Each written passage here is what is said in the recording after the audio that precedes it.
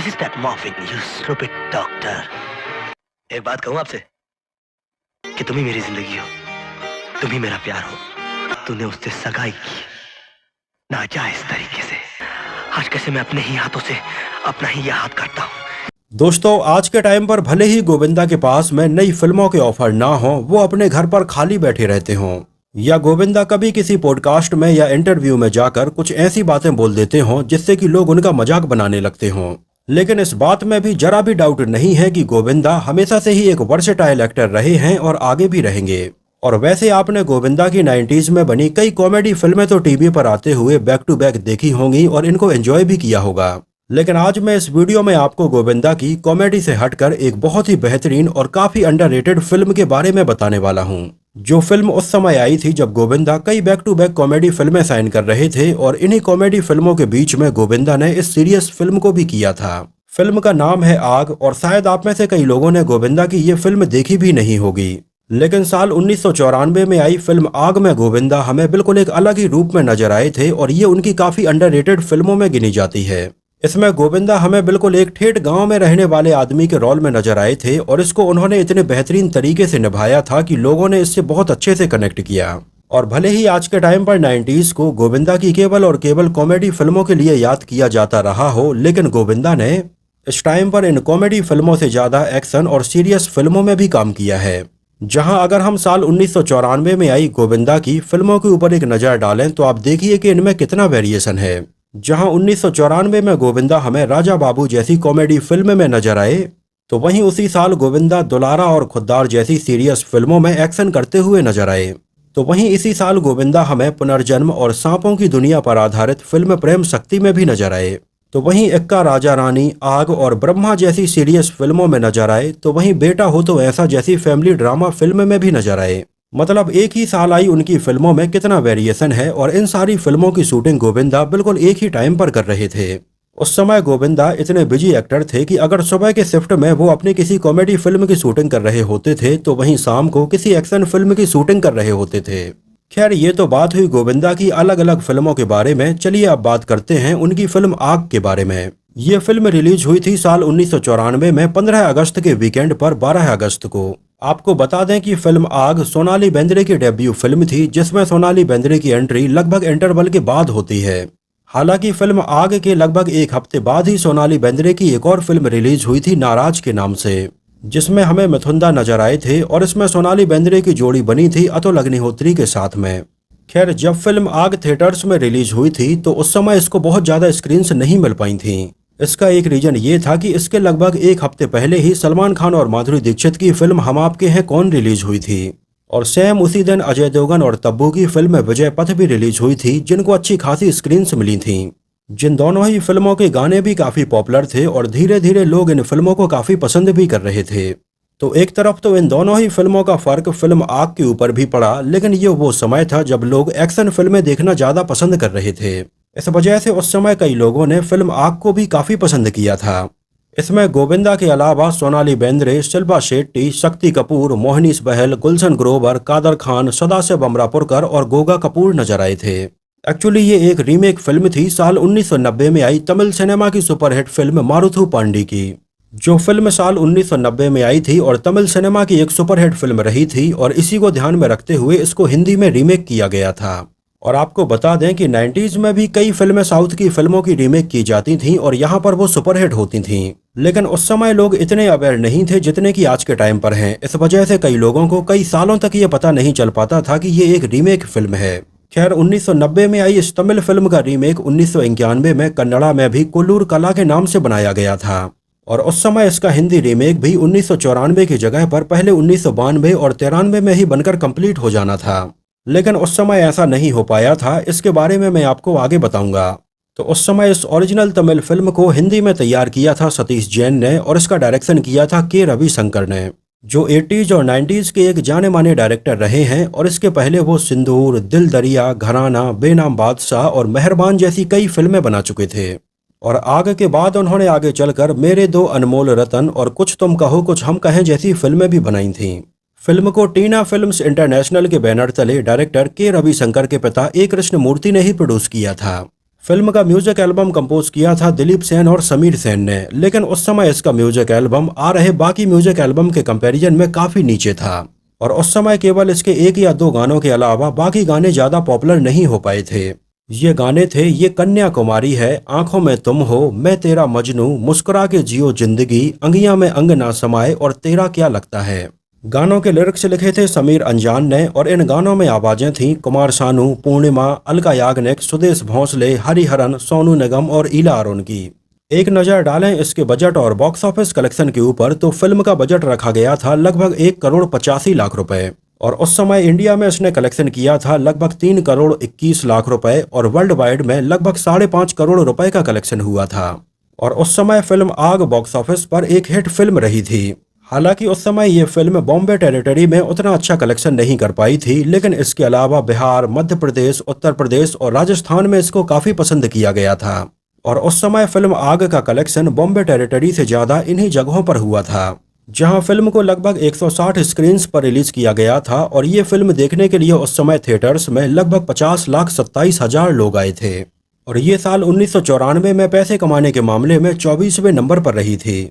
वैसे 1994 में बॉलीवुड की तरफ से कई बेहतरीन फिल्में हमें देखने के लिए मिली थीं, जिनमें इस साल पहले नंबर पर फिल्म थी हम आपके हैं कौन, दूसरे नंबर पर थी मोहरा, तीसरे नंबर पर थी क्रांतिवीर, चौथे नंबर पर थी राजा बाबू और 5वें नंबर पर थी मैं खिलाड़ी तू अनाड़ी। फिल्म आग को IMDb पर 4.6 आउट ऑफ 10 रेटिंग मिली हुई है। एक्चुअली 90 के दशक में कई जगह पर गोविंदा के फैंस बिल्कुल 2 ग्रुप में डिवाइड हो गए थे, जहां एक ग्रुप गोविंदा की कॉमेडी फिल्में देखना पसंद कर रहा था तो वहीं दूसरी तरफ कई लोग गोविंदा को सीरियस रोल में देखना पसंद कर रहे थे। उस समय फिल्म आग के हिंदी रीमेक राइट्स इसके मेकर्स ने लगभग 1.5 लाख रुपए में खरीद लिए थे। ये उन दिनों की बात है जब 1992 में गोविंदा और दिव्या भारती की फिल्म 16 और शबनम रिलीज हुई थी और लोग इसको काफी पसंद कर रहे थे, जिसके फर्स्ट हाफ में तो वैसे गोविंदा के कई कॉमेडी सीन रखे गए थे, लेकिन इसके सेकंड हाफ में कई सीरियस और एक्शन सीन भी देखने के लिए मिले थे। और इसी को देखते हुए पहले डायरेक्टर के रविशंकर ने गोविंदा और दिव्या भारती इन दोनों को ही फिल्म के लिए साइन कर लिया था, जहां पहले दिव्या भारती फिल्म में शिल्पा शेट्टी वाले रोल में नजर आने वाली थीं और उस समय इन दोनों का फोटो शूट भी हो गया था। एक्चुअली डायरेक्टर के रविशंकर इसके पहले गोविंदा के साथ में 1988 में फिल्म दरिया दिल भी बना चुके थे। इस वजह से वो गोविंदा के साथ में काफी फेमिलियर थे कि उन्हें फिल्म में कैसा लुक चाहिए है और उनकी कैसी एक्टिंग चाहिए है। तो उस समय फिल्म आग में गोविंदा और दिव्या भारती के फाइनल हो जाने के बाद पहले सोनाली बेंद्रे वाले रोल में जूही चावला को अप्रोच किया गया था, जो रोल फिल्म में इंटरवल के बाद आने वाला था और इसके मेकर से ये चाहते थे कि जूही चावला अपनी बल्क में इसके लिए हमें डेट्स दे दें, क्योंकि फिल्म के मैक्सिमम सीन कर्नाटका में शूट किए गए थे और इसके मेकर से ये चाहते थे कि जूही चावला एक बार में ही रुककर वहां पर फिल्म की शूटिंग कंप्लीट कर लें। लेकिन उस समय जूही चावला मुंबई में कई और फिल्मों की शूटिंग कर रही थीं, इस वजह से वो इसके लिए अपनी बल्क में डेट्स नहीं दे पा रही थीं। तो उस समय जूही चावला के इसके लिए मना कर देने के बाद में डायरेक्टर के रविशंकर ने इसमें किसी नई एक्ट्रेस को लेने के बारे में डिसाइड किया, जहां उनकी नजर पड़ी सोनाली बेंद्रे के ऊपर, जो उस समय स्टार डस्ट टैलेंट सर्च में पार्टिसिपेट कर रही थीं और इसके पहले सोनाली बेंद्रे मॉडलिंग में भी काफी एक्टिव थीं। उन्हें सोनाली बेंद्रे का लुक काफी पसंद आया और उन्होंने सोनाली बेंद्रे को अपनी फिल्म आग के लिए साइन कर लिया। लेकिन ये फिल्म उस समय गोविंदा, दिव्या भारती और सोनाली बेंद्रे के साथ में स्टार्ट हो पाती कि उस समय अचानक से दिव्या भारती की मृत्यु हो गई थी। इस वजह से एंड मौके पर फिल्म आग में दिव्या भारती की जगह पर फिर शिल्पा शेट्टी को साइन किया गया था, जिस बारे में आगे चलकर खुद शिल्पा शेट्टी ने अपने एक इंटरव्यू में बताया था कि पहले फिल्म आग में दिव्या भारती काम करने वाली थीं। Divya Bharti had passed away and वो पिक्चर वो करने वाली थी आग गोविंदा के साथ। शिल्पा शेट्टी ने यह भी बताया कि उन्हें उनकी पहली फिल्म बाजीगर में बिना स्क्रीन टेस्ट के ही साइन कर लिया गया था, लेकिन फिल्म बाजीगर के बाद में शिल्पा शेट्टी के करियर की आग ऐसी पहली फिल्म थी जिसके लिए उन्होंने स्क्रीन टेस्ट दिया था। के लिए I went and I auditioned और मुझे ले लिया गया था उस पिक्चर में। और फिल्म आग ऐसी पहली फिल्म थी जिसमें गोविंदा और शिल्पा शेट्टी हमें एक साथ नजर आए थे। हालांकि आगे चलकर ये दोनों हमें साथ में कई फिल्मों में नजर आए, जिनमें हथकड़ी, गैम्बलर, छोटे सरकार और परदेसी बाबू जैसी कई फिल्में शामिल रहीं। एक्चुअली उस समय प्रकाशित होने वाली कई फिल्मी पत्रिकाओं के हिसाब से ये कहा जाता है कि पहले इसमें गोविंदा की जगह पर अक्षय कुमार को साइन किया जाना था। ये लगभग 1991 के आसपास की बात है, लेकिन उस समय अक्षय कुमार की फिल्म सौगंध के फ्लॉप हो जाने के बाद में इसके मेकर्स ने ये आइडिया ड्रॉप कर दिया था और बाद में इसमें अक्षय कुमार की जगह पर गोविंदा को साइन करने का मन बनाया था।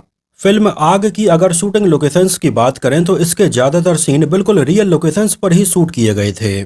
जैसे फिल्म के कई सीन में हमें ये गांव नजर आता है जिस गांव की शूटिंग तमिलनाडु में मदुरई के शिवगंगई विलेज में की गई है।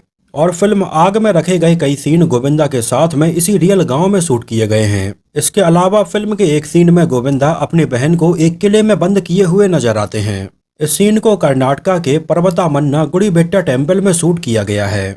इसके अलावा फिल्म का एक गाना था आंखों में तुम हो सांसों में तुम हो। इस गाने को आंध्र प्रदेश के लेपाक्षी टेम्पल में शूट किया गया है। इसके अलावा फिल्म में हमें पुलिस का जो हेडक्वार्टर नजर आता है उस सीन को मुंबई के विल्सन कॉलेज में शूट किया गया है।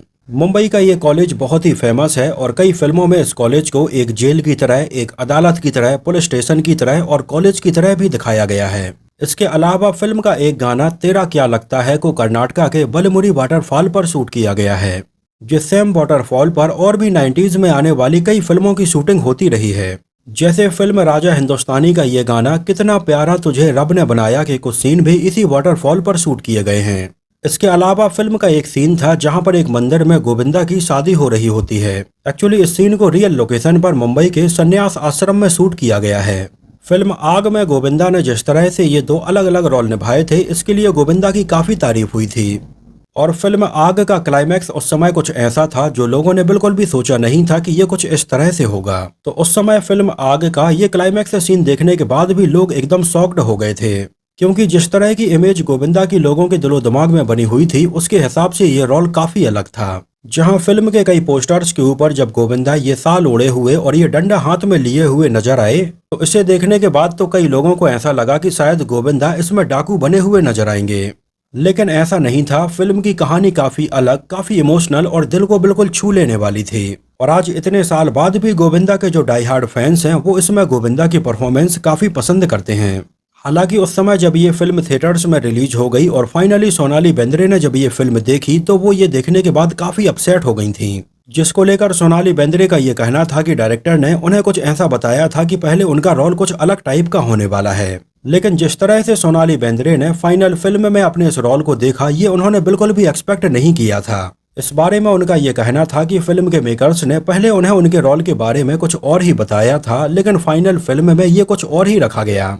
यहाँ तक कि सोनाली बेंद्रे ने बताया कि उन्होंने इसके लिए कई और सीन भी शूट किए थे लेकिन वो फाइनल फिल्म में देखने के लिए मिले ही नहीं। यहाँ तक कि उनका गुस्सा इतना ज्यादा बढ़ गया कि इसको लेकर उन्होंने शिल्पा शेट्टी की मां को भी दोषी ठहराया था, जिस बारे में उनका यह कहना था कि शिल्पा शेट्टी की मां फिल्म के डायरेक्टर से मिली और उन्होंने सोनाली बेंद्रे के रोल को कट करवा दिया है।